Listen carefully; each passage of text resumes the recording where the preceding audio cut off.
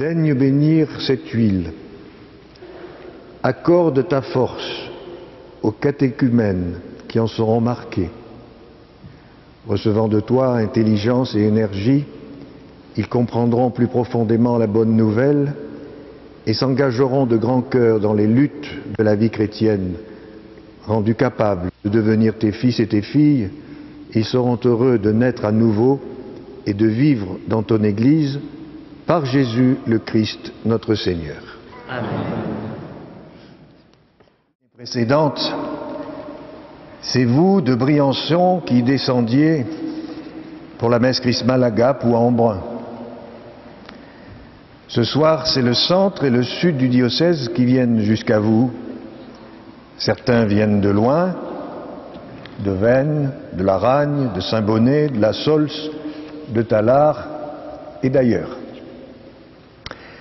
Oui, dans notre diocèse, lorsque nous nous réunissons pour un événement diocésain, il faut pour certains venir de loin, même lorsqu'on choisit un lieu plus central comme Gap, Embrun ou Notre-Dame-du-Lot. Cela reste toujours loin pour ceux de la Grave, de Névache, d'Abriès, de Saint-Véran ou de Rozan. La célébration de ce soir rassemble un bon nombre de prêtres, mais ils n'apportent chacun qu'une goutte d'eau dans l'océan des besoins, une fois retournés dans leurs trop nombreuses paroisses. Damien Brédif, notre économe diocésain, que vous entendez à l'orgue ce soir, car il est aussi organiste, pourra vous dire combien de kilomètres sont couverts par vos prêtres pour courir de droite à gauche, de clocher en clocher, de famille en famille, d'activité en activité, de réunion en réunion. Eh bien, cela fait un tiers de l'année passée au volant, 125 jours par an. Voilà le temps que passent certains prêtres sur les routes du département. Alors oui, bien sûr, on peut prier en voiture, réciter son chapelet, écouter RCF Alpes-Provence. Mais tout en reconnaissant le mérite des chauffeurs routiers, un prêtre n'est pas devenu prêtre pour faire ce métier. Le temps passé en voiture est du temps pris sur bien d'autres choses importantes que de fatigue lorsqu'il faut en plus préparer les homélies, les réunions, les baptêmes, les mariages, les funérailles, écouter les doléances diverses et variées et ménager les susceptibilités. Je ne vous apprends rien en vous disant que la charge des prêtres est lourde. Voici comment déjà, il y a 17 siècles de cela, l'évêque Saint-Augustin décrivait la sienne, je le cite.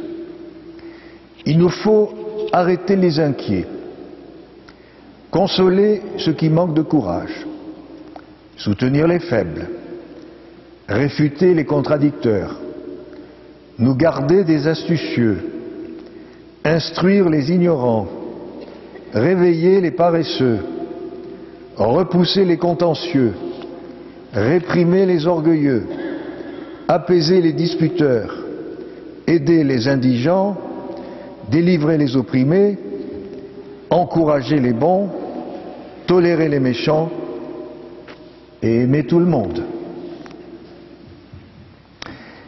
Je me souviens que lors de mon ordination sacerdotale, le 29 juin 1968, nous avions choisi avec les confrères ordonnés avec moi une phrase de Karl Rahner, ce prêtre jésuite allemand, écrivain et professeur de théologie qui fut reconnu comme l'un des théologiens catholiques les plus éminents du XXe siècle.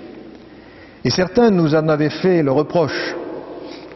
Cependant, j'en ai bien souvent vérifié la pertinence au cours de longues années de ministère. Voici cette citation. « Le prêtre est un homme.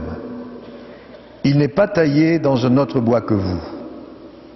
Il est votre frère. Il continue à porter le fardeau des hommes, même lorsque la grâce de Dieu, à travers la main de l'évêque, s'est posée sur lui.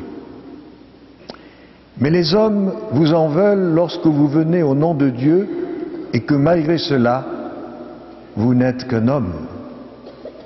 Ils veulent des messages plus éclatants, des hommes plus convaincants, des cœurs brûlants. Ils recevraient volontiers des hommes toujours assurés de succès qui ont réponse à tout et remède pour tout. Terrible illusion. Oui, être prêtre dans le peuple de Dieu, c'est déjà être ramené à son humble et fragile condition. Fin de citation. Alors je me tourne vers vous, chers frères et sœurs. Vous êtes la joie de vos prêtres. Vous êtes ma joie. Sachez-le, vous êtes notre joie. Mais pour être vraiment la joie de nos cœurs, rendez fructueux notre ministère. Ne nous laissez pas croire que nous nous usons en vain. Portez des fruits de justice, de paix, de réconciliation, et pas des fruits de médisance, de calomnie, de disputes et de mésentente. Autrement dit, prenez soin de vos prêtres, comme ils essaient de prendre soin de vous. Aimez-les, comme ils essaient de vous aimer.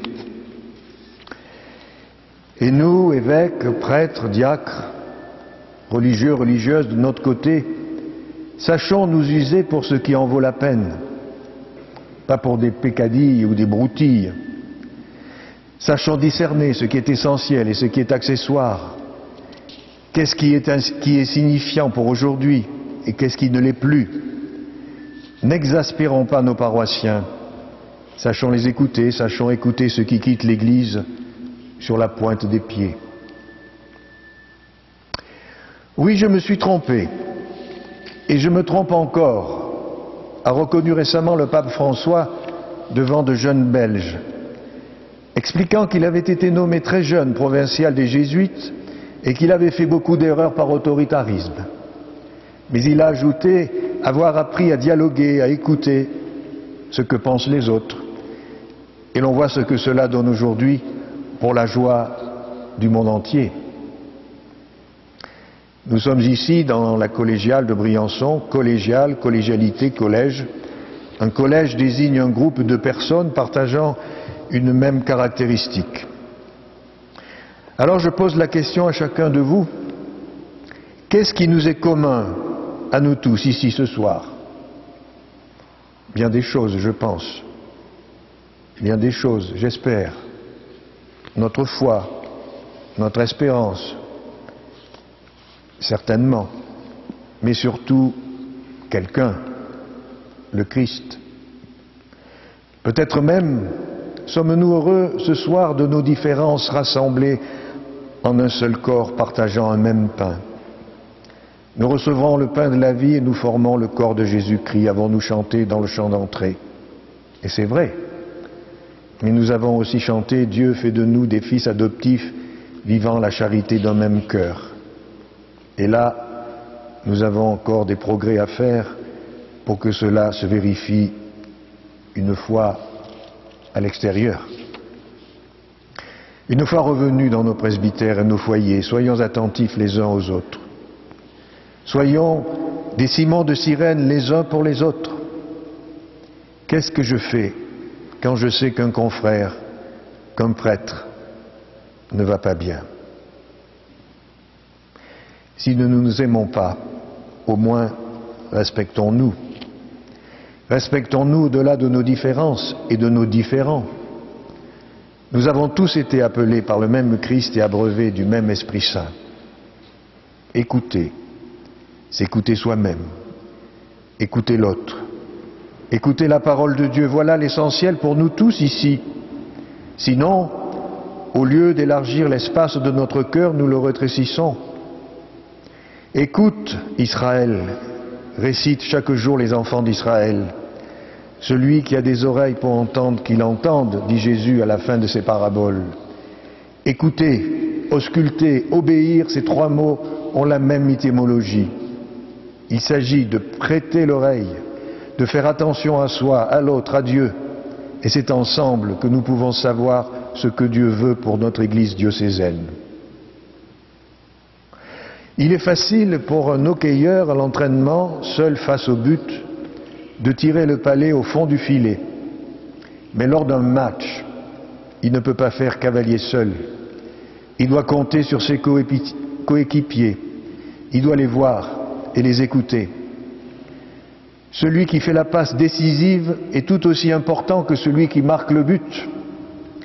Pour nous, c'est facile au séminaire, ou comme diacre, ou comme jeune prêtre, ou même après, si on est têtu, de savoir ce qu'il faut faire pour que l'Évangile touche les cœurs.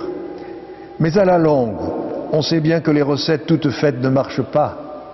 C'est ensemble qu'on peut emporter le match contre tous ces adversaires que sont nos propres défauts, nos journées trop remplies, le petit nombre que nous sommes et le malin lui-même. À ce propos, peut-être que nous pourrions demander quelques leçons au diable pour savoir comment ils ont fait pour réussir. Je veux dire au diable rouge, bien sûr. Ils ne sont pas devenus champions de France pour rien. À défaut d'un diable rouge, laissons parler l'Évangile de ces jours saints. L'Évangile est le livre de la vie, de la mort et de la résurrection de Jésus. Il est fait pour devenir le livre de notre vie, de notre mort et de notre résurrection. Pas seulement pour chacun de nous en particulier, mais pour nous tous ensemble. Jésus est mort pour nous. On le dit, on le sait. Mais il n'est pas ressuscité pour lui seul. Il est ressuscité pour nous tous.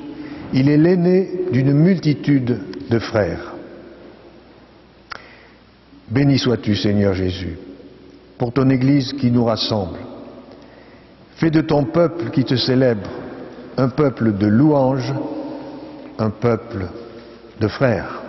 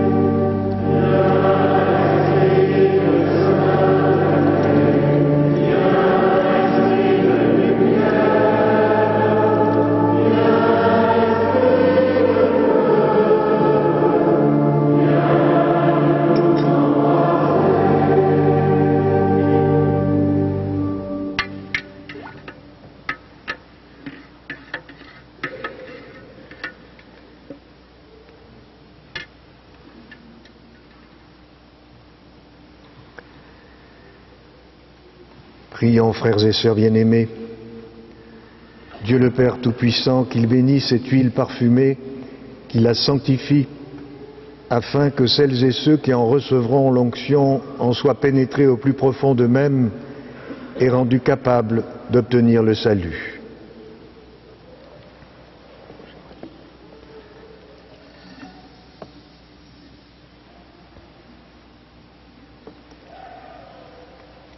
Dieu de qui viennent toute croissance et tout progrès spirituel, accueille avec bonté le joyeux hommage de gratitude que ton Église t'offre par nos voix.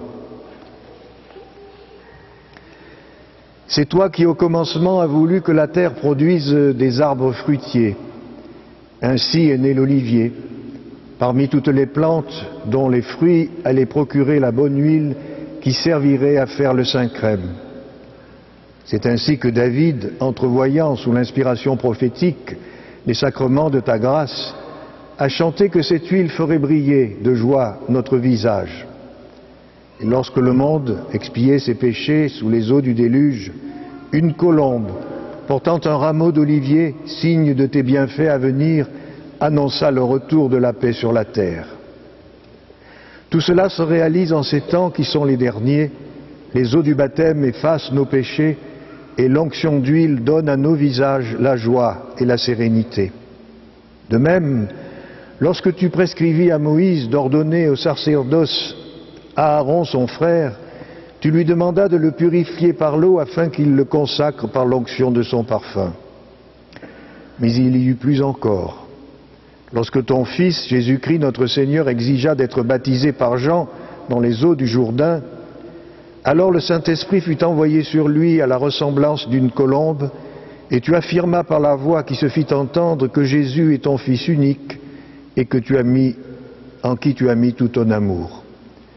Tu montrais ainsi d'une manière éclatante que se réalisait la prophétie de David, il sera consacré d'une huile d'allégresse au-dessus de tous ses compagnons.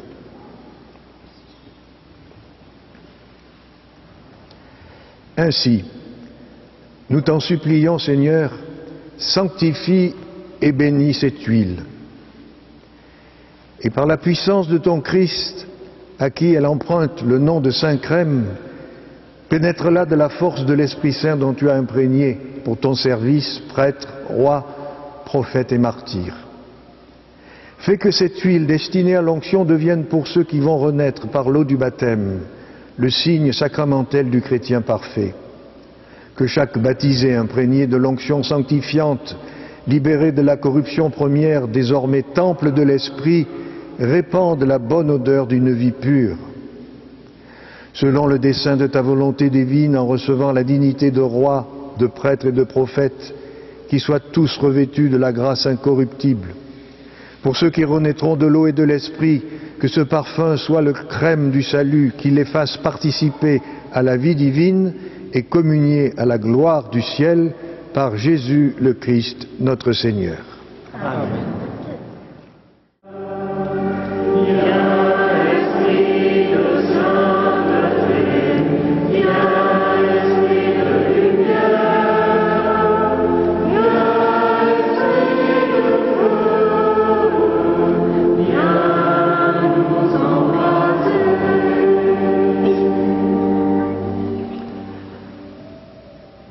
Dieu notre Père, de qui vient tout réconfort par ton Fils, tu as voulu guérir toutes nos faiblesses et nos maladies. Sois attentif à la prière de notre foi. Envoie du ciel ton Esprit Saint consolateur sur cette huile que ta création nous procure pour rendre vigueur à nos corps. Qu'elle devienne par ta bénédiction l'huile sainte que nous recevons de toi pour soulager le corps, l'âme et l'esprit des malades qui en recevront l'onction, pour chasser toute douleur, toute maladie, toute souffrance physique et morale. Que cette huile devienne ainsi l'instrument dont tu te sers pour nous donner ta grâce, au nom de Jésus le Christ, notre Seigneur. Amen. Merci. Dieu notre Père, le Père de toute miséricorde, vous a donné dans la passion de son Fils la plus belle preuve de son amour. Qu'il vous aide maintenant à découvrir à son service et au service de vos frères et sœurs jusqu'où va le don de sa grâce. Amen. Il vous a donné